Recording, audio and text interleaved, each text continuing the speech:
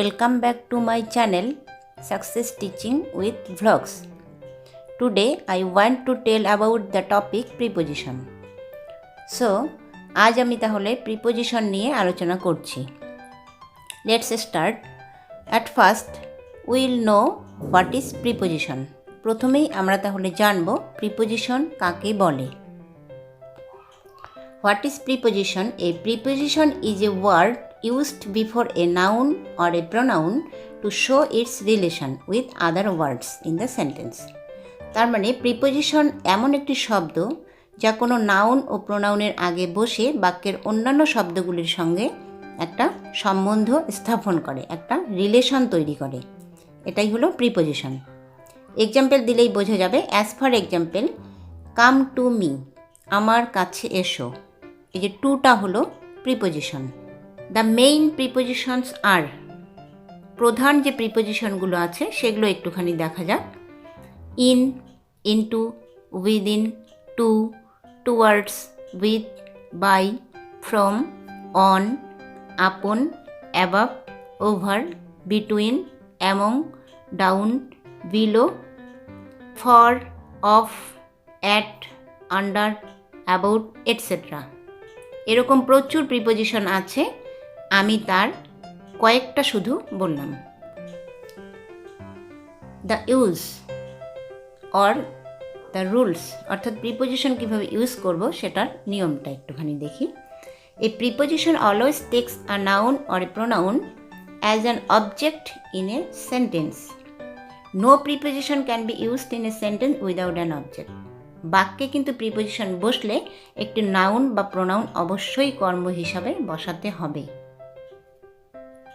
As for example হলো, আমি স্কুলে যাই, I go to school. And second one, আমি তোমাকে একখানা চিঠি দিই, I give a letter to you. In the first sentence the noun school is used as an object to, মানে টু এর অবজেক্ট হিসেবে স্কুলটা ইউজ হয়েছে। And the second sentence, the pronoun you is used as the object of to. এবং second সেন্টেন্সে, second বাক্যে অর্থাৎ ইউটা কি হয়েছে, টু এর কর্ম হিসেবে ইউজ হয়েছে। Primarily prepositions can be classified into 3 types. অর্থাৎ প্রাথমিকভাবে আমরা প্রিপোজিশনকে কিন্তু 3টে ভাগে ভাগ করতে পারি। Simple preposition, compound preposition and complex আর ফ্রেজ প্রিপোজিশন। তাহলে প্রিপোজিশনের টাইপটা হলো 3 প্রকার। আমরা প্রাথমিকভাবে 3 ভাগে ভাগ করতে পারি, simple preposition, compound and complex আর phrase preposition. So what is simple preposition? Simple prepositions are 1 or 2 syllable words. Common simple prepositions are, simple প্রিপোজিশনগুলি 1 বা 2 সিলেবেল যুক্ত শব্দ, মানে 1 সিলেবেল যুক্ত শব্দও হতে পারে, 2 সিলেবেল যুক্ত শব্দও হতে পারে। সাধারণত সিম্পল প্রিপোজিশনগুলি হলো about, among, beneath, during, on, till, above, at, etcetera. এগুলি হলো সিম্পল প্রিপোজিশন। নেক্সট ওয়ান হলো compound preposition. Compound prepositions are also one word preposition, but they are formed by adding a compound of 2 simple prepositions. অর্থাৎ compound কেন, মানে দুটো simple প্রিপোজিশনকে একসঙ্গে করা হয় বলে এটাকে কম্পাউন্ড বলা হয়েছে। যেমন অ্যাজ ফর এক্সাম্পল হল ইন টু, দেখো ইন একটা সিম্পল প্রিপোজিশন, টু একটা সিম্পল, দুটো মিলে কিন্তু ইনটু হলো। ইনটুটাকে আমরা বলবো কম্পাউন্ড প্রিপোজিশন, যেহেতু দুটো মিলে হয়েছে। উইথ একটা সিম্পল প্রিপোজিশন, ইন একটা সিম্পল প্রিপোজিশন, দুটো মিলে হলো উইদিন। অর্থাৎ দেখো উইদিনটা হলো কম্পাউন্ড প্রিপোজিশন। একইভাবে অন প্লাস টু, দুটোই কিন্তু সিম্পল প্রিপোজিশন, দুটোকে একসঙ্গে যখন আমরা অন টু বলবো তখন কিন্তু সেটা কম্পাউন্ড প্রিপোজিশন হয়ে যাচ্ছে। Inside, without, throughout, etcetera. Third one হলো complex preposition. What is complex preposition? Complex prepositions are 2 or 3 word phrases that function in the same way as simple preposition. অর্থাৎ complex প্রিপোজিশনের কাজটাও কিন্তু simple প্রিপোজিশনের মতোই। Complex প্রিপোজিশনগুলি 2 বা 3 শব্দের phrase যেগুলি simple প্রিপোজিশনের মতোই কিন্তু কাজ করে। 2 বা 3টে শব্দ থাকতে পারে, ফ্রেজের মতো ইউজ হতে পারে, কিন্তু কাজ কিন্তু অ্যাকশন কিন্তু করবে সিম্পল প্রিপোজিশনের মতোই। As for example, according to, এগুলো কিন্তু প্রিপোজিশনাল ফ্রেজও আমরা বলবো। অ্যাকর্ডিং টু অনুযায়ী, along with, apart from, as for, etcetera. According to দিয়ে সেন্টেন্স বলা যেতে পারে according to him it is mistake. তো এগুলো কি? এগুলো হলো প্রিপোজিশনাল ফ্রেজ। আমরা জানি ফ্রেজে একাধিক শব্দ থাকে, তো এরকম এখানেও দেখো একাধিক শব্দ ইউজ হয়েছে, কিন্তু এটার কাজটা সিম্পল প্রিপোজিশনের মতোই হবে। ইউজেস অফ প্রিপোজিশনস, অর্থাৎ প্রিপোজিশনের কোথায় কোথায় ইউজ করব এগুলো একটুখানি দেখে নিচ্ছি। Prepositions can indicate different types of relationship with other words. Preposition কিন্তু আদার ওয়ার্ডের সঙ্গে একটা রিলেশনশিপ তৈরি করে। সেগুলো কি? 1 নম্বরে হলো প্লেস অ্যান্ড পজিশন, অর্থাৎ স্থান ও অবস্থান। প্রিপোজিশন কি কি ইউজ হয় সেগুলো দেখব। At first, at, A point in space, অর্থাৎ কোনো স্থানের বিশেষ অংশ যদি আমরা বোঝাই তাহলে কিন্তু অ্যাড ইউজ করব। As for example, at the corner, ঠিক আছে, মানে কোনো বিশেষ জায়গার বিশেষ কর্নার বোঝাতে কিন্তু আমরা বলবো অ্যাট দ্য কর্নার।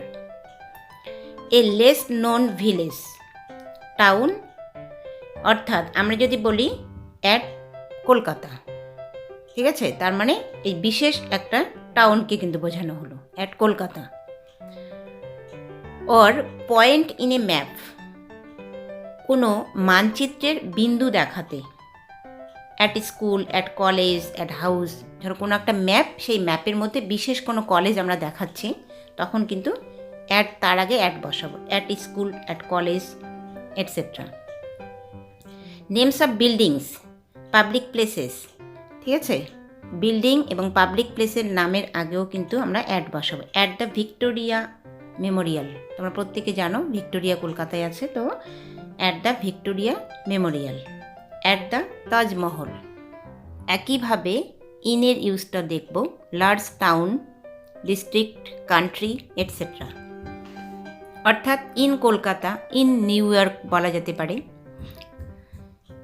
তারপরে হচ্ছে in Midnapore district, etcetera. Paschimbanga একটা স্টেট যদি ধরা হয় তাহলে তার একটা বিশেষ টাউন বোঝাতে ইন টাউন, মানে কোনো একটা টাউনের কথা বলা হচ্ছে।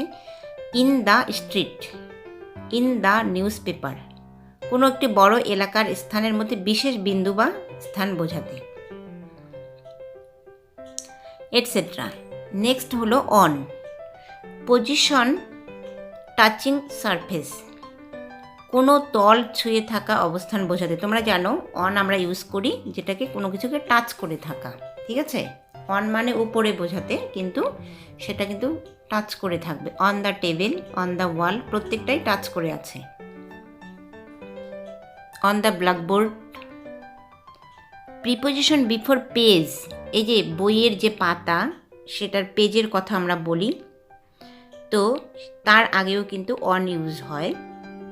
দেয়ার is a mistake on page 10, আমরা যদি বলি যে 10 নম্বর পাতায় একটা ভুল আছে, তাহলে কিন্তু সেই পেজের আগে আমরা অন বসাবো, অন পেজ 10। নেক্সট, টাইমের ক্ষেত্রে আমরা যে প্রিপোজিশনগুলোকে ইউজ করি সেগুলো হলো in, on, at, by, during, for, from, since, within. এগুলো কিন্তু আমরা টাইমের ক্ষেত্রে ইউজ করি। তো দেখি, ইন হলো parts of the day. Parts of the day কি না, সারা দিনের কোনো একটা নির্দিষ্ট সময় বোঝাতে। In the morning, in the evening, etcetera, মানে মর্নিং বোঝাতে তার আগে ইন বসাবো, আবার যদি ইভিনিংয়ের কথা বলি তার আগে ইন বসাবো। মান্থস, যে কোনো মাসের আগে ইন বসাবো। In May, in July, in June. Seasons অর্থাৎ ঋতু। In autumn, in winter, etcetera. Years, যে কোনো সালের আগে কিন্তু ইন, অর্থাৎ এটা কোন 2001, ইন 2001। ডিকেডস, দশক বোঝাতে। ইন দ্য 50s, ঠিক আছে। Centuries, Shatabdi.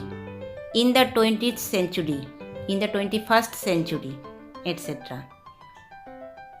After a specified length of time, অর্থাৎ একটি নির্দিষ্ট সময়কালের পরে বোঝাতে ইন বসাবো। ইন আ ফিউ মিনিটস, কয়েক মিনিট পর, একটা নির্দিষ্ট সময়কাল কিন্তু বোঝালাম যে কয়েক মিনিট পর, এটার আগেও ইন বসাবো। নেক্সট হলো অন। অন কার কার আগে বসবে? ডেটস, প্রথমে তারিখ, অন 1st এপ্রিল। ওকে, অর্থাৎ এরকম যে কোনো এপ্রিল, মে, জুন মাসের যে কোনো 12টা মাসের মধ্যে কোনো তারিখ বোঝাতেই কিন্তু তার আগে আমরা অন বসাবো।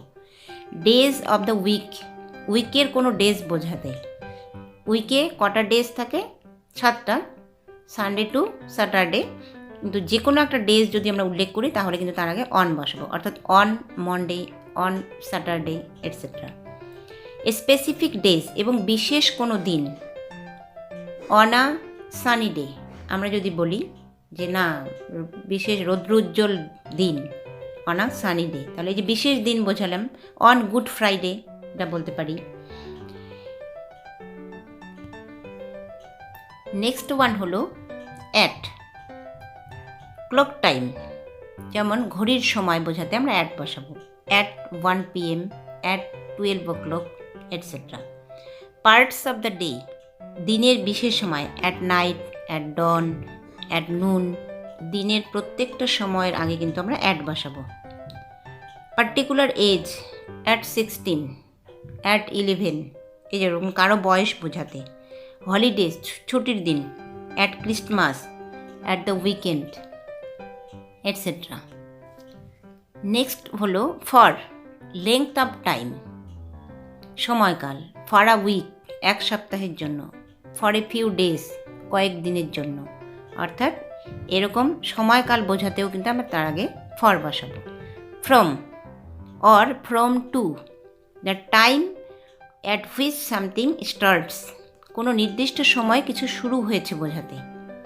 ফ্রম মানডে, মন্ডে থেকে কিছু শুরু হয়েছে। ফ্রম টুয়েসডে বলতে পারি।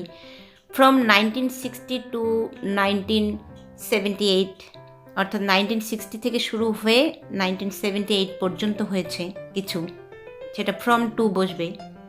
ফ্রম 6 PM টু 9 PM, আমরা বলি না যে আমি এই কাজটা 6টা থেকে 9টার মধ্যে করেছি, তো 6 PM to 9 PM। Since, from a specified time in the past, অতীতের একটি নির্দিষ্ট সময় বোঝাতে কিন্তু আমরা সিন্স ব্যবহার করি। এই যে ফর আর সিন্স কিন্তু গুলিয়ে ফেলতে পারো। ফর কিন্তু সময়কাল, মানে যে কোনো সময়ের, যে কোনো দিনের, যে কোনো মাসের হলেই আমরা ফর আ উইক, কোন মাসের কোন বছরের কিচ্ছু বলা নেই, আমরা বলবো ফর আ উইক। কিন্তু আমরা যদি বলি সিন্স মানডে, মানে অতীতের একটা নির্দিষ্ট সময় থেকে, এটা কিন্তু বোঝা যাবে যে না, আমি অমুক মাসের ওই সোমবার থেকে কাজটা শুরু করেছি, নির্দিষ্ট করে বলে দেয়, তখন কিন্তু আমরা সিন্স বসাবো। উইদিন, নির্দিষ্ট সময়কালের মধ্যে। উইদিন অ্যান আওয়ার, মানে আমি 1 ঘন্টার মধ্যেই কাজটা করব। উইদিন 2 hours, আমি 2 ঘন্টার মধ্যেই করব। এরকম নির্দিষ্ট করে যে সময়কালগুলো বোঝাবে, আমি বলে দিলাম 1 ঘন্টা, 2 ঘন্টা, 3 ঘন্টা, তার আগে আমরা উইদিন বসাবো। ডিরেকশন, অর্থাৎ to, towards, from, into, at, in, দিক বোঝাতে আমরা এই প্রিপোজিশনগুলো ইউজ করতে পারি। At first to. In the direction of something, কোনো কিছুর দিকে। To the office, to the station, এটা আমরা বলি I go to the office, আমি অফিসের দিকে যাচ্ছি। তারপর হলো টুয়ার্ডস, এগুলো কিন্তু সব দিক বোঝাতে।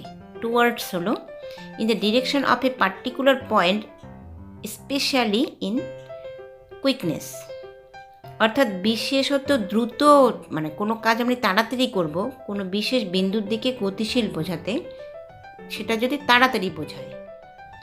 হি র্যান টুয়ার্ডস মি, মানে আমরা সাধারণত দৌড়ই কি খুব আস্তে না, খুব তাড়াতাড়ি, সে আমার দিকে দৌড়ে আসছে। এই যে এটা বোঝাতে যেখানে গতিও থাকবে এবং দ্রুততাও থাকবে, সেটা হলো টুয়ার্ডস হবে। He ran towards me. From, direction from which somebody or something starts, কোনো নির্দিষ্ট জায়গা যেখান থেকে কোনো ব্যক্তি বা বস্তু যাত্রা শুরু করে। ফ্রম দ্য স্টেশন, মানে স্টেশন থেকে আমরা সাধারণত দূরে কোথাও গেলে স্টেশনে যাই, স্টেশন থেকে যাত্রাটা শুরু করি। ফ্রম স্কুল, স্কুল থেকে। Into, moving to A point within something, কোনো কিছুর মধ্যে নির্দিষ্ট বিন্দুর দিকে গতি বোঝাতে।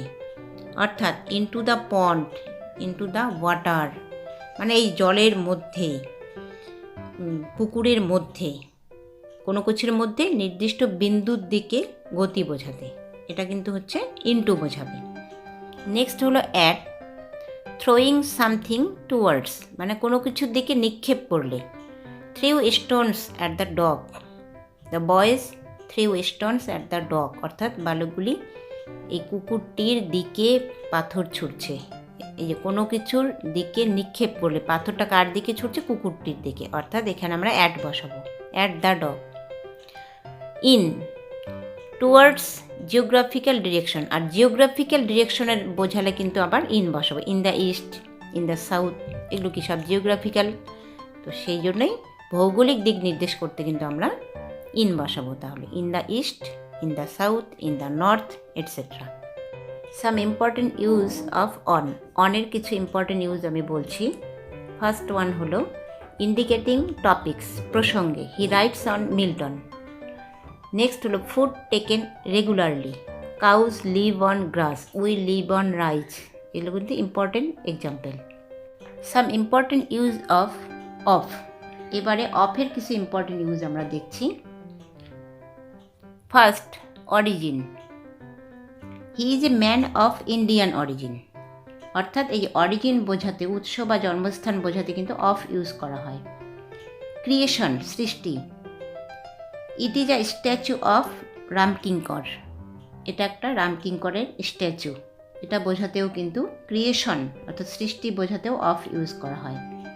Units, give me 3 KG of rice, give me 3 KGs of rice, অর্থাৎ 3 কিলো চাল, মানে এই যে ইউনিট বোঝাতেও ইউজ করা হয়। নেক্সট হলো কজ বা কারণ। হি ডাইড অফ ক্যান্সার, অর্থাৎ কেউ যদি কোনো অসুখে মারা যায়, যেমন ক্যান্সারটা একটা অসুখ, তো তার আগে ডাইডের পরে কিন্তু আমরা অফ বসাবো। He died of cancer, etcetera. So what we learn today, we learned today what is preposition, the types of preposition and the uses and examples of preposition. In my next video we will learn about conjunction. Watch my next video. Thank you so much. Be safe, be healthy.